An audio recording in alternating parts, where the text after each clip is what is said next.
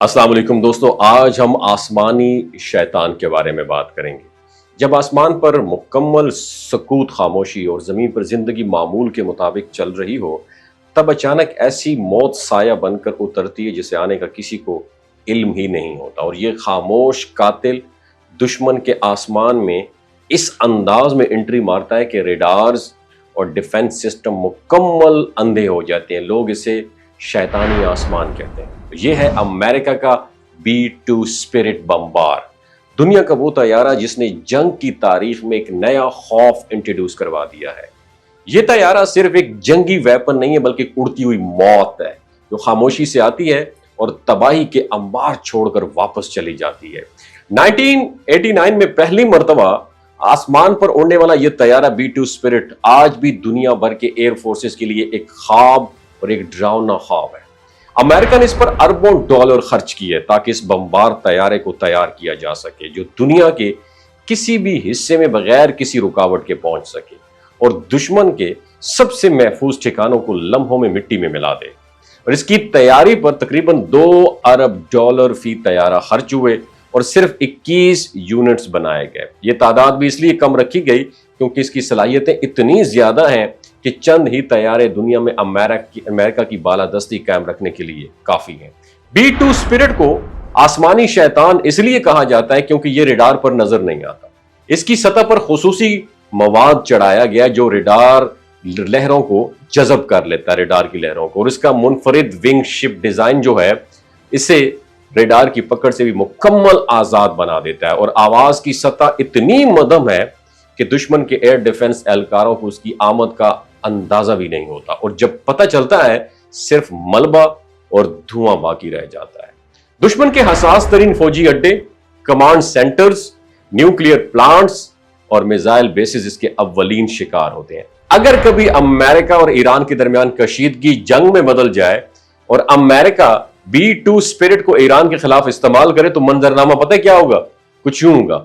B-2 spirit पहले Iran के air defence system को खामोशी से चकमा देकर दाखिल होगा और ईरान के अहम न्यूक्लियर प्लांट्स जैसे नजर, राक और दूसरे जो उसके प्लांट्स हैं उनको अव्वलीन टारगेट जो है ना उसका होगा कि इन अहदाफ को टारगेट किया जाए। और जब चंद घंटों में ईरान की दिफाई सलाहियतों का बड़ा हिस्सा तबाह हो सकता है इसी लम्हे में।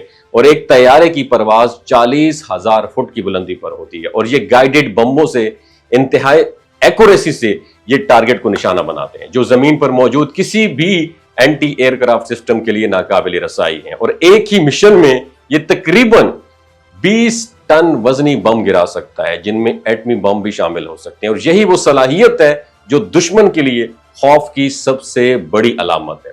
अगरचे अमेरिका के पास टेक्नोलॉजी का ये शाहकार मौजूद है मगर फिर भी अमेरिका ईरान से मुकम्मल जंग के आगाज से खौफजदा है और इसकी कई वजूहात है। सबसे पहली वजह ईरान की प्रॉक्सी वॉर स्ट्रेटजी है।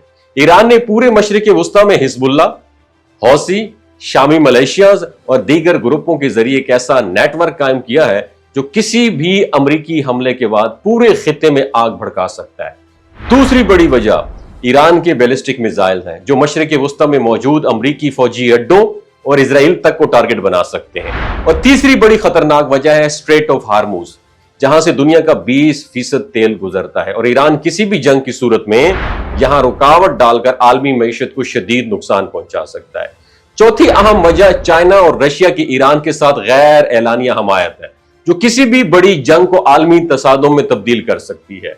और B-2 स्पिरिट की सबसे खौफनाक खसूसियात उसकी तवील परवाज की सलाहियत है और ये बगैर ईंधन भरे 11,000 किलोमीटर तक परवाज कर सकता है और दरमियान में फिजा में ही रिफ्यूलिंग करके पूरी दुनिया में कहीं भी पहुंच जाता है। और एक ही मिशन में 80 स्मार्ट बम गिराए जा सकते हैं जो मखसूस अहदाफ को मुकम्मल तौर पर तबाह कर देते हैं। दुश्मन को यह मालूम तक नहीं होता कि हमला कब हुआ और तबाही कैसे आ गई। और यही वो एलिमेंट है जो उसे दुनिया के तमाम बमबार तैयारों से मुनफरिद और खतरनाक बनाते हैं। मुस्तकबिल में अमेरिका और इसके जदीद वर्जन B-21 रैडर उस पर भी काम कर रहा है अमेरिका जो इससे भी ज्यादा पोशीदा और खतरनाक होगा। मगर फिलहाल B-2 स्पिरिट ही अमेरिका की फिजाई ताकत की सबसे बड़ी अलामत है और यह तैयारा आज भी दुनिया भर के दुश्मनों के दिलों में खौफ पैदा करने के लिए काफी है।